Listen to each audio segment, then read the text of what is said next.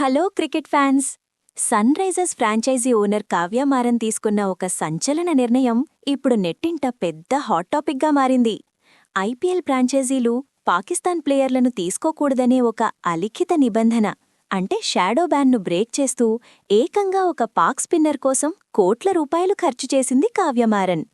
దీనిపై ఇండియాలో నెటిజన్లు మరియు క్రికెట్ ఫ్యాన్స్ తీవ్రంగా మండిపడుతున్నారు. అసలు సన్ రైజర్స్ కొన్న ఆ పాక్ ప్లేయర్ ఎవరు, ఎందుకింత వివాదం జరుగుతోంది, ఈ వీడియోలో డీటెయిల్డ్గా చూద్దాం. ఎక్కడ స్కిప్ చేయకండి.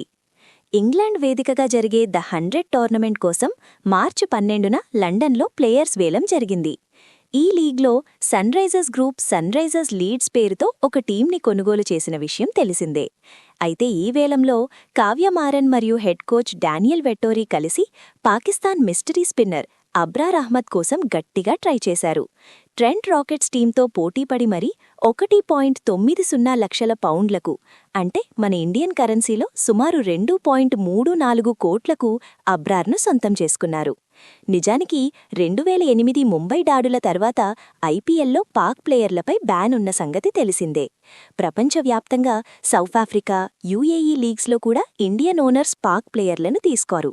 కానీ దాదాపు 2 దశాబ్దాల తర్వాత ఒక ఇండియన్ ఫ్రాంచైజీ పాక్ ప్లేయర్ను తీసుకోవడం ఇదే తొలిసారి. అయితే ఈ నిర్ణయంపై ఇండియన్ ఫ్యాన్స్ తీవ్రంగా ఆగ్రహం వ్యక్తం చేస్తున్నారు. ఎందుకంటే ఈ అబ్రార్ అహ్మద్ గతంలో ఇండియన్ ఆర్మీని, ముఖ్యంగా వాయుసేనా పైలట్ అభినందన్ వర్ధమాన్ను కించపరుస్తూ సోషల్ మీడియాలో పోస్టులు పెట్టాడు.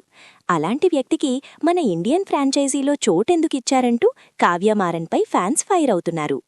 ఈ వేలంలో మరో పాక్ మిస్టరీ స్పిన్నర్ ఉస్మాన్ తారిక్ను బర్మింగ్హామ్ ఫీనిక్స్ జట్టు ₹1.72 కోట్లకు కొనుగోలు చేసింది.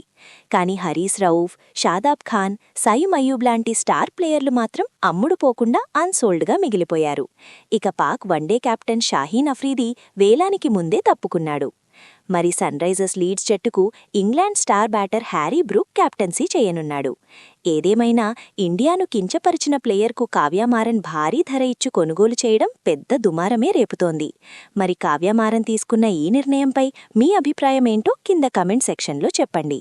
వీడియో నచ్చితే లైక్ చేసి మన ఛానల్ని సబ్స్క్రైబ్ చేసుకోండి.